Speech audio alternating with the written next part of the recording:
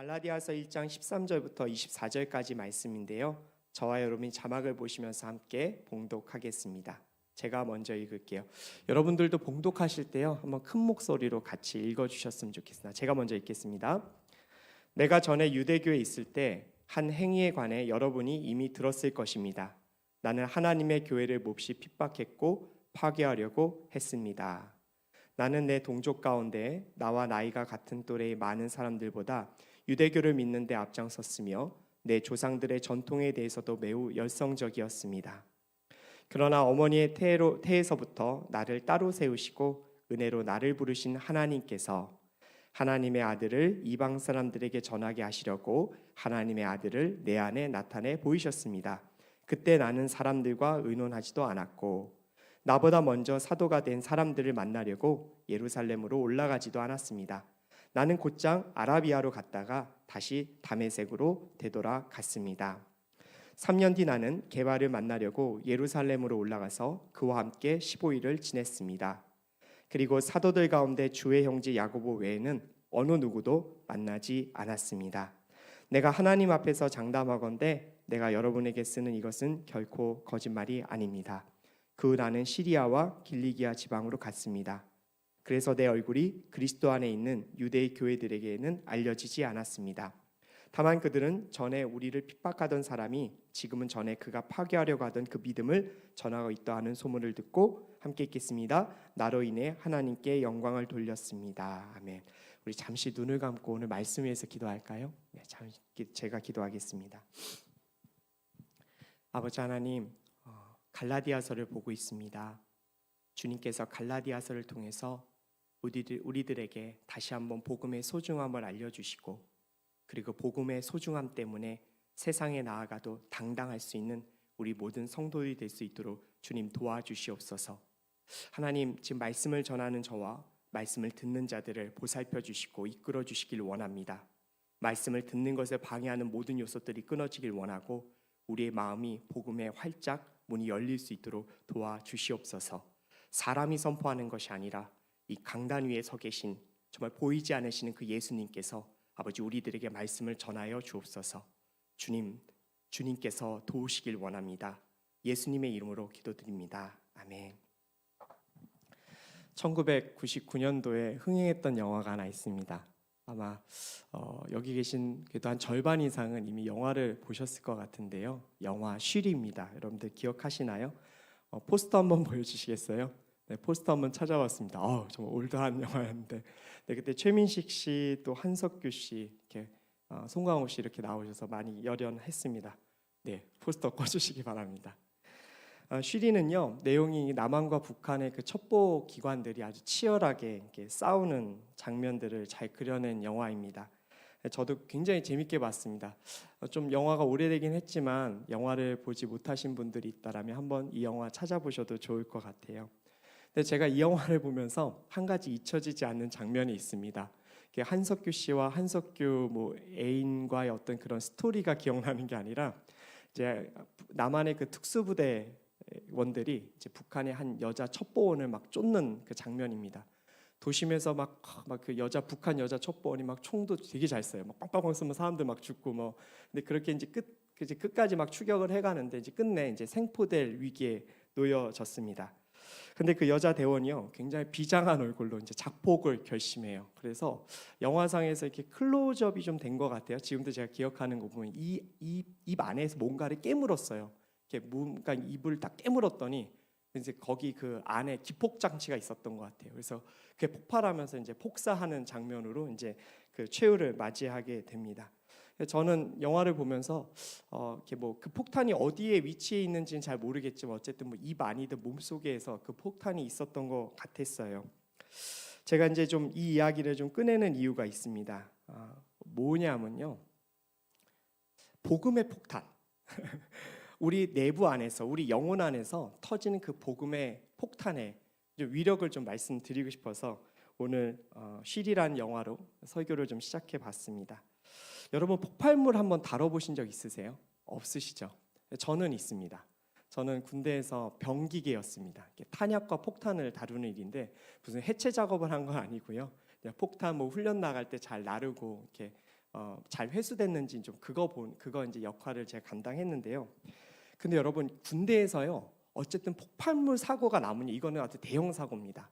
이게 정말 이렇게 포금탄이라는 게 있습니다. 이렇게 살상력은 없는데 이제 어떤 적들에게 이제 막 폭탄 터지는 소리를 들려주려고 했던 그 포금탄이 있습니다. 근데 손바닥보다 더 작은데 이 폭발력이라는 게 대단합니다. 그래서 손에서 터지거나 사람 근처에서 터지면 다쳐요. 정말 위험합니다. 이게 폭발물이라는 게 아무리 작아도요 터지면 사람이든 시설에 큰 피해를 입히는 것인데요. 여러분 그렇다면 사람의 영혼 안에서 터지는 이 복음의 폭발력, 여러분 그거는 어떤 정도의 위력을 갖고 있을까? 이 복음의 폭탄이라는 게 뭐 밖에 있진 않죠. 사람의 영혼 안에 있잖아요. 그런데 이 복음의 폭발력이 크면 클수록요 사람은요 그 영혼이 어마어마한 진동을 느끼게 됩니다. 크면 클수록 영혼이 미치는데요. 어디에 미치는가? 예수님께 미칩니다. 여러분 이 복음의 폭발력을 여러분들 경험해 보신 적이 있으십니까? 저는 여기 계신 모든 분들이 그 복음의 폭발력을 경험했고 그랬기 때문에 이 교회에 앉아서 함께 예배하는 것이라고 믿습니다. 이 복음의 폭발력을 가장 크게 경험했었던 가장 유명했던 설교자 누구일까? 많은 분들이 있겠지만 저는 하용주 목사님을 예로 들고 싶습니다. 제가 요즘 운전하면서 하용주 목사님 이렇게 CD를 계속 듣고 있는데요. 다 아시는 일화일 겁니다. 하용주 목사님이 이 복음에 미쳐서 예수님을 전하려고 어디까지 가셨냐면 나이트바까지 가셨다고 하더라고요. 이 나이트바에 가서 거기서 일하는 그 여성들에게 또 거기서 술 취한 많은 사람들에게 이렇게 복음을 전하려고 애썼다라는 것을 보게 됩니다. 왜 그러셨을까? 예수님께 미쳤기 때문에 그렇죠. 그 예수님만의 정말 그 복음이 하용조 목사님에게 심겨졌고 그리고 그 복음이 안에서 터져서 그렇게 몸이 망가지시도록 복음을 전하고 목회를 하셨던 것을 우리가 알게 됩니다. 그 하용조 목사님이 어떻게 예수님 만나시게 된 것, 그리고 목회자로 어떻게 서시게 된 것 여러분 다 알고 계시나요? 목사님께서 종종 얘기하셔서 다 아실 것 같아요. 목사님께서 폐병에 걸리셔서 요양소에 있을 때 홀로 외로이 성경을 읽고 있을 때 그 밤에 찾아오셨다고 제가 들었습니다. 목사님께서 하나님이 이제 그 꿈에 나타나셨던 것 같기도 하고 그게 꿈이었는지 아니면 환상이었는지까지는 정확히 모르겠는데 목사님 앞에 이제 하나님이 나타나셔서 너 나의 일을 해보지 않을래라고 이렇게 질문하셨다고 합니다. 여러분 참 하나님 인격적이세요. 너 내 일 해라고 얘기하신 게 아니라 너 나의 일을 해보지 않겠니라고 이렇게 제안을 하셨더라고요. 그리고 이제 목사님께서 꿈에서 깨셨는데 더 놀라운 것은 그 다음 날이었습니다. 그 다음 날 어머니께서 서울로 올라오셨던 건지 전화를 하셨던 건지 제가 좀 그건 기억이 안 나는데 하영조 목사님 어머니께서 이제 다음 날 기별을 하셔서 야 용주야 너 목사 되지 않을래?라고 이렇게 질문을 하셨더라고 이렇게 간증을 하시더라고요. 그래서 어머니 왜 갑자기 저한테 목사 되라고 하셨습니까? 라고 물어보니까 그러니까 목사님하고 같은 시간에 꿈을 꾸신 것 같아요. 하나님께서 너에게 너가 목사 됐으면 좋겠다라고 이렇게 얘기하셨다라고 이렇게 하영조 목사님께 이렇게 알려오셨다는 것을 제가 들었습니다. 여하튼 여러분 사람이요 그 예수님을 만나고 그리고 그 안에서 복음이 폭발하면요 사람은 변하고 뒤집어집니다. 자 이렇게 복음의 폭발력을 가장 크게 경험했었던 성경의 인물 오늘 여러분들이 보고 계신 그 갈라디아에서 저자 사도 바울입니다. 사도 바울이 다메섹 도상에서 자신의 눈을 멀게 하시고 그리고 그 바울에게 왜 나를 핍박하느냐라고 그 질문하신 그 예수님을 바로 그곳에서 만나죠. 자 그리고 나서 여러분 그는요 그가 상상하지도 않았고 계획하지 않았던 너무나 인생의 큰 변화를 이제 겪게 됩니다. 왜 그런가? 복음이 그 안에서 작동하기 시작했기 때문에 그렇습니다.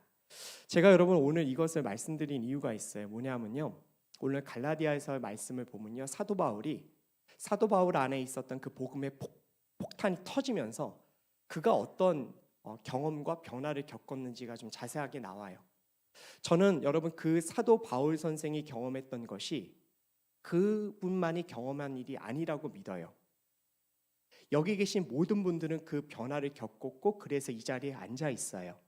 그래서 여러분 우리 다시 한번 그 경험들을 기억하고 그 경험을 통해서 우리가 뭘 얻게 되고 무엇을 하나님께서 원하시는지 한번 얘기를 꼭 나눠보고 싶었어요. 갈라디아에서 말씀이 물론 복음을 증거하고 복음을 변론하는 내용이기도 하지만 오늘 사도 바울 선생의 그 1장의 변화는 분명히 우리들에게 주는 귀한 메시지가 있을 것 같습니다. 자, 1장 13절과 14절 말씀을 함께 읽도록 하겠습니다. 내가 전에 유대교에 있을 때 한 행위에 관해 여러분이 이미 들었을 것입니다. 나는 하나님의 교회를 몹시 핍박했고 파괴하려고 했습니다. 나는 내 동족 가운데 나와 나이가 같은 또래의 많은 사람들보다 유대교를 믿는 데 앞장섰으며 내 조상들의 전통에 대해서도 매우 열성적이었습니다.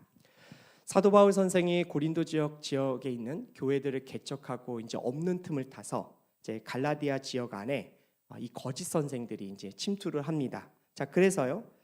지난주에 제가 말씀을 드렸죠. 거짓 복음을 그들에게 전파함으로 갈라디아 교회 성도들의 믿음을 흔들죠. 자, 그들은요. 구원을 얻으려면 믿음 플러스 알파가 있다. 이 알파라는 것은 바로 율법인데 그 율법 중에서 특별히 너희가 할례를 받아야 구원을 얻을 수 있다라고 이렇게 주장을 합니다.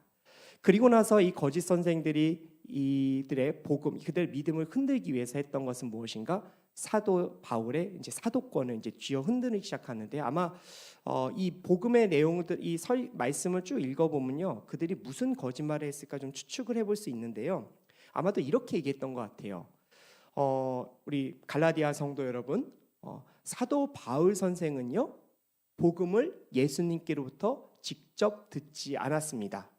그는 예수님과 함께 공생애를 지나지도 않았고 오히려 주님의 제자들을 핍박했습니다. 그가 회심한 것은 사실이지만 그가 여러분들에게 전한 진리는요, 어떤 사도로부터 배운 것도 아니고 자신이 말한 것입니다. 그러니까 여러분, 그에게로부터 받은 그 복음의 진리를 여러분들 의심하셔야 됩니다라는 식으로 사도 바울 선생이 그들을 쥐어 흔든 것 같습니다.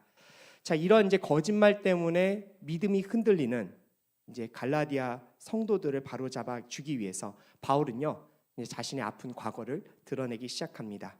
그리고 그가 어떻게 사도가 되었고 그가 받은 계시는 누구로부터 받았는지를 이제 그들에게 이야기를 하죠. 그게 이제 12절 말씀입니다. 제가 한번 읽어드릴게요. 그 복음은 내가 사람에게 받은 것을 또 배운 것도 아닙니다. 그것은 오직 예수 그리스도의 계시를 통해 받은 것입니다. 사람으로 받은 게 아니다. 예수님의 계시로 받았다. 그러니까 나의 사도권을 의심하지 말라라고 이제 그 갈라디아 성도들에게 말한 것이죠. 바울 입장에서는 굉장히 마음 아픈 일이에요. 당연히 그랬을 것 같아요. 영적인 자녀들이잖아요. 영적인 자녀들한테 이런 의심을 받으니까 바울 입장에서 매우 슬프고 힘들었을 것 같아요. 자, 그런데요, 어쩌면 여러분 이런 도전들, 아픔들이 있기 때문에 복음의 진보를 이루는 것 같아요. 믿음의 성장이 있는 것 같아요. 바울과 이 갈라디아 성도들은 이런 갈등과 어려움을 때문에 결국은 영적으로 매우 성숙해지게 되고 또 이런 과정이 있으니까 우리가 이 귀한 갈라디아 말씀을 우리들에게 받게 된 것이죠. 사랑하는 청년 여러분, 혹시요 주변에서 오는 어쩜 여러분들의 그 믿음에 대한 도전들 또는 여러분들 안에 있는 어떤 믿음이 있기는 하지만 뭔가 의심되는 것들, 여러분 너무 싫어하시거나 너무나 이렇게 거부하지는 않으셨으면 좋겠어요. 나 왜 이렇게 믿음이 없지? 나 왜 이렇게 흔들리지? 여러분 자책하지 않으셨으면 좋겠어요. 하나님께서는 아마도 그런 과정을 통해서 또 우리의 신앙의 성장을 이루어 주실 것이기 때문에 그래요. 그래서 여러분들 믿음을 의심하는 거, 또 여러분들 안에서 또 여러분 의심이 생기는 거 너무 이렇게 힘들어하지 마시고 자연스럽게 받으셨으면 좋겠어요. 그 대신 한 가지만 딱 여러분께 권면드리고 싶은 게 있어요. 뭐냐면요, 동역자들과 함께 이겨가셨으면 좋겠습니다. 혼자만 끙끙 앓지 마시고 또 여러분들의 정말 어려움들을 솔직하게 고백하고 또 교역자들에게 고백해 주셨으면 좋겠어요. 그래서 같이 기도하면서 그 믿음의 여정을 함께 했으면 좋겠습니다. 제가 예전에 그 새벽 기도를 마치는데요, 한 자매님께서 이렇게 중보 기도를 좀 요청을 하셨어요. 코로나 상황이어서 이렇게 안수 기도를 해드리기는 어려웠는데 이제 그분의 이제 기도 제목을 들어보니까 이제 사업에 관련된 좀 사업이 잘 됐으면 좋겠고 또 새로 시작한 일이 정말 잘 이렇게 뭐 좀 순조롭게 진행됐으면 좋겠습니다라는 그런 기도 제목을 내놓으시더라고요. 그래서 제가 그 기도 제목을 듣고 이렇게 자매님께 기도를 드렸는데 제 안에서 올라왔던 소리는 무엇인가? 그 자매의 사업이 잘 되고 못 되고 그런 부분을 터치하지 말고 그 자매가 믿음의 성장을 이루어갈 수 있게 함께 그 시간을 이뤄갈 수 있는 믿음의 동역자들을 세웠으면 좋겠다라고 하나님께서 마음을 주셔서 자매님께 그렇게 좀 권면했던 적이 있었습니다. 사랑하는 여러분, 여러분들을 위해서 중보기도 해주시는 분들이 얼마나 계십니까? 여러분들의 믿음이 흔들리고 세상으로부터 각박한 도전을 받을 때, 야 친구 나 이것 좀 도와줘, 나 믿음이 흔들리는 것 같아, 나 좀 같이 중보기도 해줄 수 있어, 이렇게 여러분들 기도 부탁할 수 있는 동역자분들이 좀 많이 있으십니까? 사랑하는 여러분, 기도를 많이 하면 할수록, 신앙생활 많이 하면 할수록요 중보기도의 힘을 느낍니다. 제가 힘들고 어려울 때 저도 중보기도팀에 요청도 하고 또 개인적으로 우리 청년분들에게, 지인분들에게 기도 부탁할 때가 있습니다. 근데요 여러분 신기해요. 그렇게 기도 부탁하고 얼마 안 있으면요 힘을 받아요. 뭔지 모르는 영적인 힘을 받아요. 그래서요 마치 제가 가만히 있는데요 이렇게 뭔가 뒤에서 미는 힘이 있어요. 전 그걸 느껴요. 하나님께서 영적으로 지쳐 있을 때 뒤에서 밀어주시더라고요. 그 힘이 어디서 나오는가? 저는 중보기도의 힘에 나 있다라고 생각합니다. 사랑하는 여기 있는 우리 청년분들이 중보기도자를 세워주시고 함께 중보기도 함으로써 이런 믿음의 여정을 잘 극복해 가셨으면 좋겠습니다. 자, 그러면 이제 다시 한번 말씀으로 한번 돌아가 보길 원합니다. 제가 이제 복음의 폭탄 이야기를 꺼냈죠. 자, 폭발이 일어나기 전에 바울의 삶은 어땠는가? 아까 전에 이제 13절과 14절에 나와 있습니다. 13절과 14절 한 번만 더 자막 보여줄 수 있으세요? 제가 한번 다시 읽어드릴게요. 자, 복음의 폭발이 있기 전에 이 사도 바울 선생님의 삶을 한번 보길 원합니다. 내가 전에 유대교에 있을 때 한 행위에 관해 여러분이 이미 들었을 것입니다. 나는 하나님의 교회를 몹시 핍박했고 파괴하려고 했습니다. 나는 내 동족 가운데 나와 나이가 같은 또래의 많은 사람들보다 유대교를 믿는 데 앞장섰고 내 조상들의 전통에 대해서도 매우 열성적이었습니다. 네, 여러분 이게 바울의 고백대로요. 복음이 폭발하기 전에 그의 인생은 하나님의 교회를 핍박하고 파괴하려고 했어요. 근데 문제는 뭔지 아세요? 이 사도 바울이요 단순한 파괴자가 아니었다라는 거예요. 이게 어마어마한 열정과 유대교에 대한 열심이 있었던 사람이기 때문에 이 단순한 파괴자로 보기가 어려웠습니다. 핍박하다 지쳐버릴 수도 있었으면 참 좋겠는데 핍박하다 지쳐버릴 사람이 아니었어요. 그 본성 자체에 너무 하나님께서 아무래도 하나님께서 이미 택정하셨겠죠. 그에게 어마어마한 그 열심을 있다 보니까 여러분 하나님 위에 다른 신을 말하는 것 자체가 용납이 안 되는 거예요. 그러니까 그에게 있어서 여러분 그거는 정말 죽을 죄였던 것이죠. 근데 문제는 뭐냐 하면요, 종교적인 열정과 열심은 불타오르는데 바울은 몰랐어요. 그 열정과 열심의 중심에 하나님이 없었던 거예요. 여러분 하나님이 없는 종교적 열심은 무서워요. 왜 그런 줄 아세요? 하나님이 없으면요 제한받는 게 없어요. 제한받는 게 없으니까 그가 악을 저질러도 컨트롤이 안 되는 거예요. 여러분 그래서 사도 바울이 무서웠던 거예요. 종교적인 열심을 읽고 말씀을 따르는데 그 안에 진정한 하나님이 없다 보니까 그가 하고 있는 모든 악행이 그에게는 다 허용되고 수용되는 것이었어요. 그러니까 무서웠던 것이죠.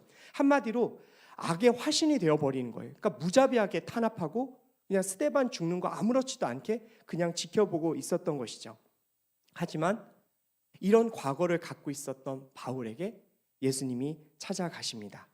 그리고 그 안에 심겨졌던 그 복음의 폭탄의 스위치를 꽉 눌러주심으로 말미암아 그의 인생이 확 바뀌게 만들어졌던 것이죠.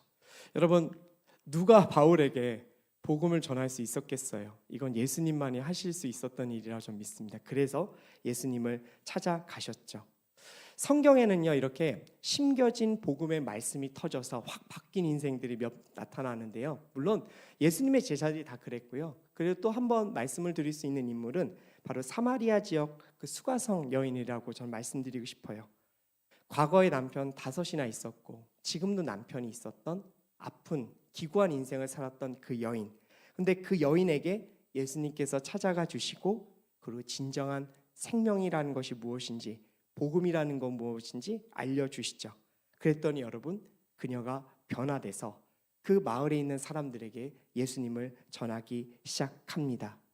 여러분 마음에 상처가 있고 기구한 아픔을 갖고 있는 여성들을 여러분들 만나보신 적 있으세요?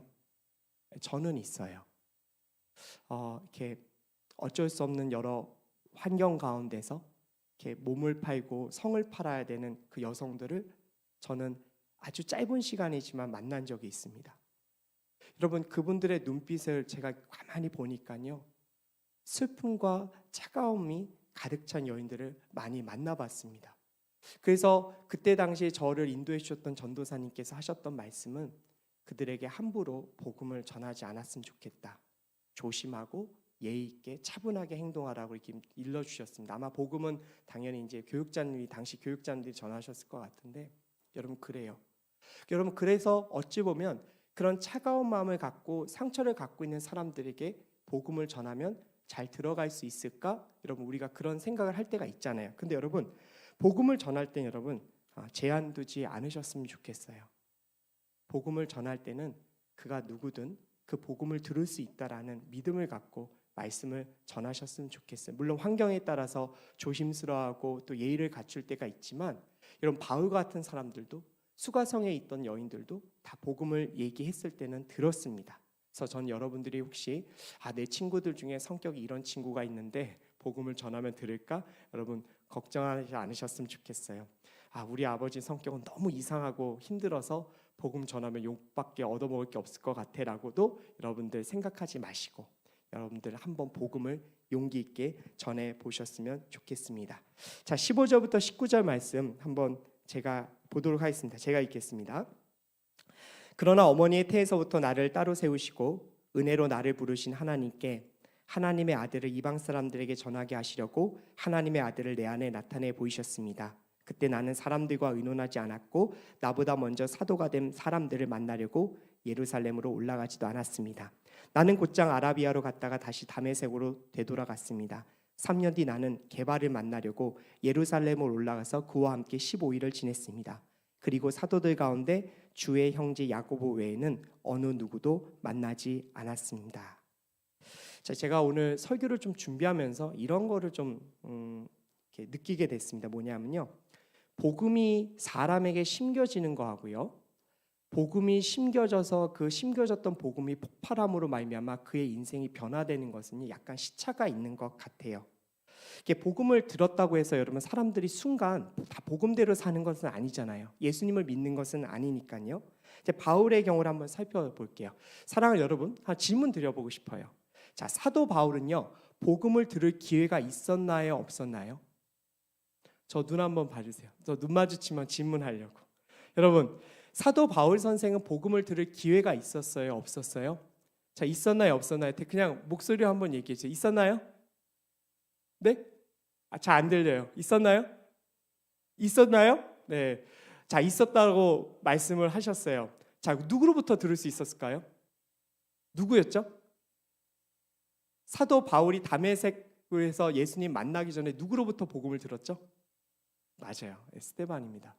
여러분, 그때 스데반이요, 그 성령에 충만해서 그 사도 바울과 그 이제 어떤 유대주의자들 앞에서 이 복음을 전할 기회를 갖게 됩니다. 그때요, 구약과 신약을 넘나들면서 예수 그리스도가 우리가 바랬던 메시아였는데 너희가 그분을 죽였다라고 피를 토하는 심정으로 그들에게 그 설교를 하죠. 여러분, 그때 사도 바울은요, 복음을 들었어요. 그런데요, 복음을 그때 들을 때 사도 바울은 그 자리에서 분명히 그 이야기를 유심히 들었을 것이고, 그리고 스데반이 하는 이야기는 신성모독이라고 해서 그를 쳐 죽입니다.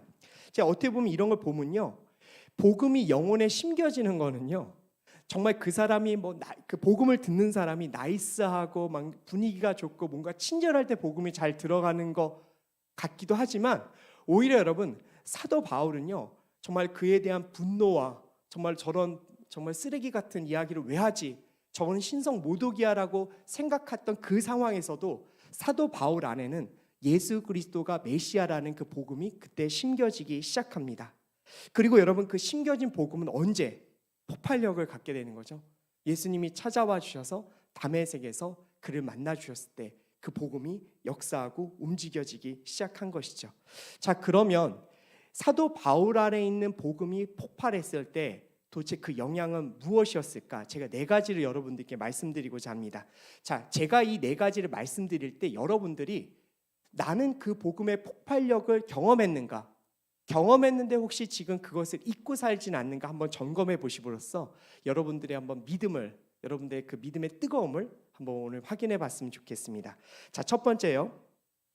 복음으로부터 인생이 변화된 사람은요. 자, 인생은 운명이 아니라 섭리라는 것을 깨닫게 됩니다. 여러분, 인생은 운명이 아닙니다. 인생은 하나님의 섭리의 과정입니다. 15절에서요. 바울이 이렇게 고백하잖아요. 하나님께서 자신을 어머니의 태에서부터 택정하셨고 은혜로 자신을 불러주셨다. 여러분, 이런 고백은요. 함부로 못해요. 아니, 뭐 어떻게 알고 하나님께서 그 바울을 어머니의 태에서 택정했다라는 것을 어떻게 그가 스스로 알 수 있겠어요? 알게 된 거예요. 자기 인생이 주님의 섭리 안에 있다라는 것을 보게 된 것이죠. 여러분, 참 이것은 대단한 거예요. 여러분, 그러기 이런 인생은요. 섭리를 깨닫는 인생은 인생에서 흔들리지 않아요. 내 인생이 하나님의 섭리 가운데서 지금 운행되어지고 있다는 것을 아는 사람들은요. 인생에서 커다란 변화와 아픔이 있더라도 흔들리지 않아요. 제가 아까 전에 그 하영조 목사님이 그 나이트바에 가서도 이렇게 복음을 전하셨다고 했죠. 근데 그때 복음을 전하신 제가 한번 얘기했을 거예요. 복음을 전할 때 이게 신부님도 거기 또 계셨다고 하더라고요. 이제 카톨릭에 계신 신부님도 복음 전하러 거기 오셨는데 그때 이제 술집에서 일하는 여성이 이제 신부님은 이제 그 복장이 있잖아요. 이렇게 신부님들이 입는 옷들이 있으니까 이제 보고 이제 한 여성이 질문을 했대요. 왜 신부님께서는 이렇게 성직자의 길을 걸어가셨냐 했더니 신부님께서 뭐라고 얘기하셨냐면 다 팔자죠라고 얘기를 하셨대요. 그러니까 신부님이 팔자기 때문에 이렇게 저희가 왔습니다 하니까 거기 있는 여성들이 아니 어떻게 신부님 그런 말은 저희 여기서 일하는 사람들이나 그런 말 표현을 쓰죠. 어떻게 신부님께서 팔자라고 얘기하십니까? 그랬더니 신부님께서 뭐라고 얘기하시냐면 그럼 제가 섭리라고 하면 알아들으시겠어요? 라고 이렇게 질문했다고 합니다. 말했다고 합니다. 이건 뭐 제가 봤을 때 신부님이 어떤 거기 있는 여성들을 폄하하거나 놀렸다는 것이 아니라 하나님을 모르는 인생들은 섭리를 모른다라는 거예요. 하지만 하나님을 아는 인생은 인생의 섭리를 깨닫고 내 인생이 운명이 아니라는 것을 알게 되는 거죠. 하나님을 모르면 인생에서 다가오는 것들이 그냥 운명이라고 생각합니다.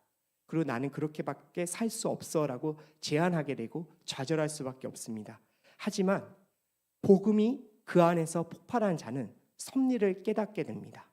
사랑하는 성도 여러분, 여러분들은 모두 복음의 폭발을 경험했기 때문에 이 자리에 오셨습니다. 자, 그렇다면 여러분들의 그 심령의 고백이 이런 고백이 있으십니까? 나는 하나님의 섭리 가운데 살아가는 인생이야. 나는 운명 따위는 믿지 않아. 주님께서 어떤 일을 주시던 나는 하나님의 섭리 가운데 잘 운행되어지고 천성까지 갈 때까지 주님께서 나를 인도해 주실 거야. 여러분, 이 굳은 믿음이 있으십니까? 하나님의 섭리를 믿는 자는요, 인생에서 변화가 있더라도 흔들리지 않고 그 길을 당당하게 걸어갈 수가 있어요. 왜냐하면 어떤 일이든 주님의 손 안에 있고 주님의 계획 안에 있다는 것이기 때문에 그렇습니다. 사랑하는 성도 여러분, 여러분들이 복음으로 변화된 인생인지 아닌지 깨닫는 한 가지 확인할 수 있는 방법, 나는 내 인생이 하나님의 섭리 안에 있다라는 확신이 있을 때 여러분들이 이미 복음으로 변화된 인생입니다. 사랑하는 여러분, 여러분들은 섭리 가운데 있습니다. 이 자리에 계신 것도 또 앞으로 살아가는 모든 인생도 그리고 여러분들이 지금 만나고 교제하시는 분들, 여러분들의 가족도 다 하나님의 섭리 안에 있습니다. 자, 이 섭리를 믿고 여러분 흔들리지 않는 복음의 인생을 사셨으면 좋겠습니다. 자, 두 번째, 복음의 폭발력을 경험한 사람은 인생은 은혜라는 것을 깨닫게 됩니다. 15절에서 바울은요, 하나님의 은혜로 콜링되었다라고 본인 스스로 이렇게 고백을 합니다. 여러분, 하나님의 은혜로 내가 하나님께 불림을 받고 하나님께 쓰임 받고 있다라는 것을 아는 자는요, 감사하게 됩니다. 나 같은 자를 불러주시고 나 같은 자를 이렇게 하나님의 백성으로 불러주시니 너무 감사하다. 여러분, 그래서 복음의 폭발력을 경험한 사람은 감사가 있고요, 또한 자기 인생이 소중한지 알게 됩니다. 여러분, 주님이 불러주셨잖아요. 핏값으로 사주셨잖아요. 그러니까 소중함을 알게 되죠. 그리고 저는 결정적으로 하나님의 은혜를 아는 자는요, 자신의 인생에 대해서 하나님께 물어본다라고 믿습니다. 여러분, 내 인생이 하나님의 은혜로 불림받았다는 것을 안다라면요, 그 은혜에 감사함으로 내 인생을 하나님 어떻게 살아야 합니까? 라는 그 질문을 끊임없이 하게 됩니다. 여러분, 그런데요, 예수님을 믿고도, 예수님을 의지하고도 하나님께 아버지 내 인생이 어떻게 살아가야 됩니까? 묻지 않으신다면 여러분들은 복음의 폭발력을 아직 크게 경험하지 않은 거예요. 그 증거 중에 하나가 뭔 줄 아세요? 여러분들 하루 평소에 얼마만큼 하나님을 독대하세요? 여러분, 예수님을 믿고 예수님을 따르는 자들은 최소 30분, 1시간 정도는 하나님을 독대하는 시간을 가져야 된다고 저는 믿어요. 인생에서 그렇게 수많은 시간을 주님께 주셨음에도 불구하고 단 30분도 하나님 앞에 내어드리지 않으면서 내 인생이 하나님을 어떻게 살아가야 됩니까? 묻지 않는 거는요, 너무 어리석은 일이에요. 아니, 주님의 살아계심을 믿는다면서, 복음을 믿고 천국에 가는 걸 안다고 하면서, 그러면 내 인생을 어떻게 살아야 됩니까? 주님을 독대하지 않으면, 여러분, 그것처럼 예수님과의 관계를 쌓지 않는 것처럼 슬픈 일은 없는 것 같아요. 여러분, 저는 여러분 정말로 주님 앞에 여러분들의 인생을 물었으면 좋겠어요. 묻는 거는 기도한다라는 거예요. 여러분, 하루에 30분 결단해 보세요. 여러분들이 드라마 제일 재밌게 보는 시간이 기도해야 될 시간이에요. 여러분들의 하루 일과 중에 가장 편안한 시간이 그 시간이 기도하는 시간이어야 돼요. 여러분들 재밌는 거 프로그램 보고 영화 보고 그 시간에 한번 하나님께 드려보세요. 주님께 하루 30분 기도하는 인생은요, 하나님이 붙잡아 주시고 정말 하나님께서 올바른 길로 정말 하나님께 잘 이끌어 주십니다. 목회자인 저도요, 어떻게든 하루에 1시간 기도해 보는 시간을 정말 확보해 보려고 노력을 많이 해요. 목회자기 때문에 기도할 수 있는 시간이 많은 것도 사실이긴 하지만, 근데 여러분, 목회자인데 기도할 시간이 또 없는 것도 사실이에요. 여러분들도 마찬가지일 겁니다. 여러분, 하루에 하나님을 30분 독대함으로 정말 인생의 은혜 받은 인생이기에 주님께 묻는 인생, 여러분, 이것이 바로 여러분들의 복음을 경험한 인생이라고 말씀드리고 싶습니다. 자, 세 번째로요, 하나님 한 분만, 하나님의 인정만 있으면 나는 다 감사하고 충분하다라는 고백이 있습니다. 16절에서요, 바울이 이제 예수님을 다메섹 도상에서 만났잖아요. 여러분, 그러면요, 다메섹 도상에서 예수님을 만나고 예수님께로부터 직접 계시를 받아서 복음을 들었다면, 여러분, 바울은요, 아라비아 광야로 가면 안 됐어요. 예루살렘으로 가야 했겠죠. 예루살렘으로 가서 사도들을 만나고 내가 예수님을 만났다, 그리고 내가 예수님께로부터 이런 계시를 받았는데 이 복음이 맞나? 맞는지를 확인받아야 했을 거 아니에요. 바울은 예수님을 만나본 적이 없잖아요. 그렇지만 사도들은 예수님과 3년을 같이 지내고 그분이 승천하시는 것까지 봤잖아요. 그러면 자기가 본 예수님이 맞는지 틀린지 알아야 될 거 아니에요. 그런데 사도 바울은 예루살렘으로 바로 가지 않았어요. 아라비아 광야로 갔어요. 왜 광야로 갔냐 이거예요. 여러분, 예루살렘으로 가서 사도들을 만나고 그거를 확인해야지만 이후부터 사도 바울의 어떤 사역의 인생이 편해질 거 아니에요.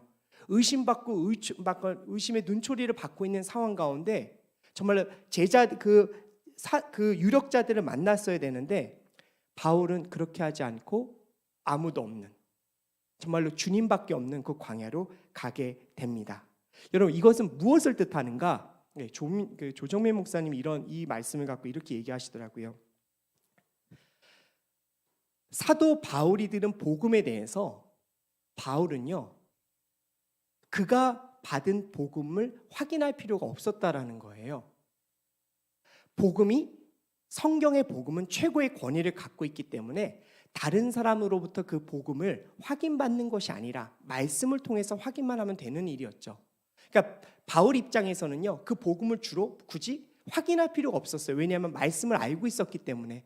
그 구약에 정통했을 거 아니에요. 예수님을 만나는 순간 구약에서 말하는 메시아가 누구였는지 알았을 거 아니에요. 그러니까 굳이 사도들을 찾아가서 내가 만난 예수님이 맞냐, 이 복음이 맞냐라고 굳이 확인할 필요 없었다라는 거예요. 또 이 말은 또 어떻게 되는가 하면요, 여러분, 예수님 한 분만으로 그분의 권위 안에만 있고 그리고 하나님께로부터 인정만 받을 수 있으면 된다라는 거예요. 굳이 내가 예수님을 만났다, 내가 복음을 들었다, 그게 나를 인정해달라, 굳이 사도들에게 말할 필요 없었다라는 거예요. 주님 한 분만으로 충분한 인생, 이것이 여러분 예수님을 복음을 경험한 인생입니다. 여러분들 안에 그 당당함이 있으십니까? 여러분, 다른 이단들이 여러분들에게 와서 너가 만난 예수님 맞니라고 얘기해도 흔들리지 않는 믿음이 있으십니까? 복음, 그 이상의 복음은 없다. 너희들이 자꾸 뭔가 복음을 확인시켜 주려고 그러는데 나는 그런 거 확인할 필요 없어. 나는 성경에 있는 복음 하나만으로 충분해라는 여러분들의 믿음이 있으십니까? 여러분, 그렇다면 복음이 여러분들에게 지금 역사하고 있는 것입니다. 마지막으로요, 하나님과 독대하는 시간을 즐겨 합니다. 여러분, 이것이 복음을 경험한 사람들의 특징입니다. 제가 아까 전에 말씀드렸죠. 밤의 색에서 예수님을 만난 바울은 아라비아 광야, 아무도 없는 오직 주님만이 계신 곳으로 가지요. 복음을 어쩌면 하나님의 그 음성을 가장 잘 들을 수 있는 최적의 장소로 바울은 그곳으로 가고, 그리고 3년의 시간을 보냅니다. 여기서 바울의 믿음은 강력해지고, 그리고 나중에 정말 몇 마디 하지 않아도 다른 사람들에게 영향력을 미칠 수 있는 아버지 그 믿음, 강한 믿음을 갖게 되는 것이죠. 여러분, 광야의 시간, 그리고 광야에서 주님을 독대하는 시간을 갖고 계십니까? 여러분, 그 광야에서 주님을 독대하는 시간을 행복해하고 즐거워할 수 있는 여러분이 되셨으면 좋겠습니다. 광야에 있으니까 불행하고 나는 힘들어가 아니라 주님의 복음을 들을 수 있으니까 나는 참 행복해라는 그런 마음을 좀 가져보셨으면 좋겠습니다. 정리를 하면요, 주님의 섭리 가운데 있고, 그리고 주님의 그 섭리 가운데 나의 인생이 은혜라는 것을 알고, 그리고 복음의 최고의 권위를 인정하고, 그리고 하나님과 광야에서 독대를 즐길 줄 아는 사람, 여러분, 이것이 복음을 경험한 사람들입니다. 복음의 폭발력을 경험한 사람들입니다. 자, 여기 여러분들은 어떠십니까? 주님과의 독대를 지금 즐거워하십니까? 나는 예수 그리스도의 복음 위에 그 어떠한 복음도 필요 없고 오직 말씀만 나에게 중요하다. 나의 인생은 은혜이다. 나의 인생은 섭리다라는 것을 인정하고 계십니까? 자, 그러면 여러분들은요, 모두 복음의 폭발력을 경험한 사람들이라고 저는 말씀드리고 싶습니다. 저 여기 혹시 계신 분 중에 전 목사님 저하고는 별로 상관없는 이야기라고 말씀하지 마세요. 여러분들이 그것을 경험하지 않았으면 이 자리에 있지 않으세요. 다 믿으셨으면 좋겠어요. 그리고 여러분들 안에 그 복음의 확증들을 붙드시고 또 그 인생을 살아가셨으면 좋겠습니다. 자, 그래서 이렇게 복음의 폭발력을 경험한 바울은요, 23절과 24절에서 그의 인생이 어떻게 변화했는지를 증거합니다. 제가 읽도록 하겠습니다. 다만 그들은 전에 우리를 핍박하던 사람이 지금은 전에 그가 파괴하려고 하던 그 믿음을 전하고 있다 하는 소문을 듣고 나로 인해 하나님께 영광을 돌렸습니다. 아멘. 복음으로 인해서 사도 바울은요, 이제 핍박자에서 복음의 전달자로 180도 바뀌게 됩니다. 사도 바울 자신도 놀랐을 것 같고요, 일가 친척, 특별히 바울 사도를 가르쳤던 선생들도 놀랐을 것 같습니다. 완전히 변해버린 인생이니까요. 여러분들도 예수님을 믿고 변화된 인생을 사셨고 또 이 자리에 있을 거라고 저는 확신해요. 그래서 여러분들 안에는요, 다 공개하지 못하겠지만 여러분들 안에는 그 귀한 간증이 있을 것 같아요. 다른 사람들이 여러분들 보고 어떻게 예수님 믿고 어떻게 다른 인생을 사시게 됐냐라는 그 간증들이 다 하나씩 있을 것 같습니다. 여러분, 저는 이 간증을 여러분들이 꼭 간직하셨으면 좋겠어요. 그리고 여러분, 복음을 모르는 사람이 여러분들 터치했을 때 그 간증이 한번 나왔으면 좋겠어요. 저희가 작년에 한번 우리 갈렙 공동 지체들 좀 한 명 한 분 다 간증을 들어보는 시간을 가져보길 굉장히 간절히 원했었습니다. 그런데 좀 아쉬웠던 게 있어요. 간증을 좀 해보라고 말씀을 드렸는데 좀 약간 샤이하신 것도 있고 좀 부끄러운 것도 있어서 여기 앞에서 간증을 말하는 게 굉장히 부담스러워 하신 것도 제가 보게 됐습니다.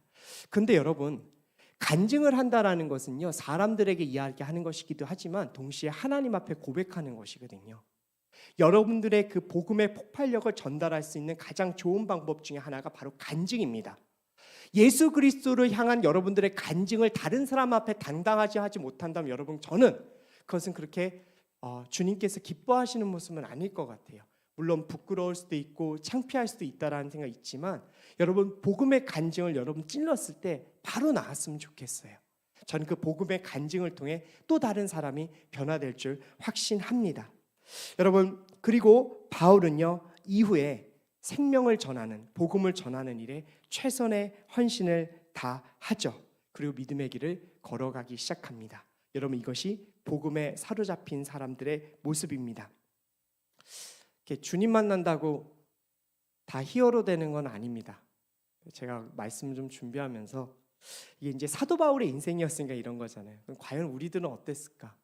요즘 제가 여러분 신문 보면서 이렇게 자주 보는 내용이 있습니다. 이런 비트코인 하십니까? 여러분 주식 하세요?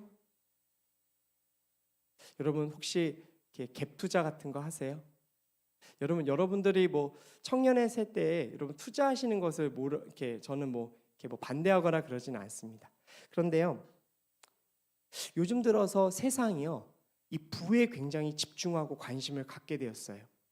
안 그러면 지금 그렇지 않으면 뭔가 놓칠 것 같고 정말로 내가 앞으로 가난하게 살 수밖에 없다라는 이 불안이 지금 우리 세대를 잡고 있는 것 같아요.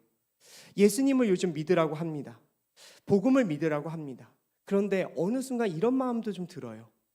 목사님 예수님을 믿는 건 믿는데 예수님 믿는다고 내 인생 책임져지는 거 아니잖아요 라는. 여러분 그런 생각 해보신 적 없으세요? 목사님 말씀대로 복음 열심히 믿고 교회 열심히 나와도 그것이 내 인생 책임져 주는 거 아니잖아요 라는 여러분 질문이 혹시 우리 가운데 있지는 않으세요? 저는 여러분 혹시라도 우리 청년들이 그런 마음을 갖고 있지는 않을까. 그래서 교회에서 주님 만나는 것보다 오히려 세상 가운데서 자신의 길을 더 열심히 찾고 있지는 않을까 걱정이 됐습니다. 그런데요 여러분 복음으로 붙들린 인생만이 하나님 앞에 가장 가치 있는 인생이라는 것을 여러분 놓치지 마세요. 세상에서 말하는 복 유한해요. 여러분 그거 갖고 천국 입성 못해요.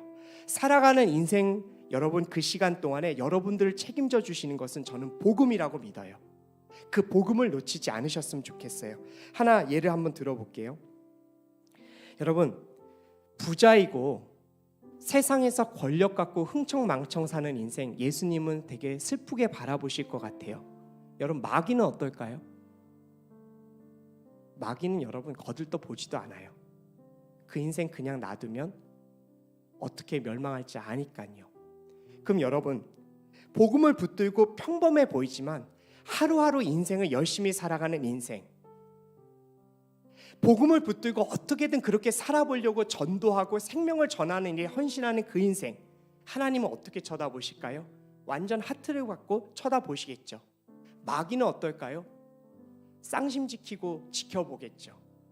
여러분 제가 여기서 마귀 얘기해서 좀 죄송한데요, 여러분 하나님을 아는 인생은 그렇게 누군가의 주목을 받고 그리고 하나님께서는 그 인생을 어떻게든 좋은 방향으로 끌고 가실 거라 저는 믿어요. 세상 가운데 있는 여러분 유혹에 흔들리지 마세요. 여러분들 복음이 여러분들의 인생을 바꿉니다. 여러분 저는 이것을 경험했으면 좋겠고 여러분들이 늘 경험할 수 있도록 도와달라고 주님께 기도했으면 좋겠어요. 그리고 딱 한 가지만 여러분께 도전하고 싶습니다. 여러분 우리가 복음을 붙들므로 빛나고 위대한 인생 살았으면 좋겠어요. 목사님 저 아무것도 아닌 것 같아요. 여러분 그런 말 하지 마세요. 여러분 위대하고 아름다운 인생은 하나님이 결정하시는 겁니다. 여러분들이 그렇게 한번 복음을 붙들고 멋지게 청년의 시대 한번 살아봤으면 좋겠어요. 이 시간 한번 메시지를 갖고 기도하도록 하겠습니다.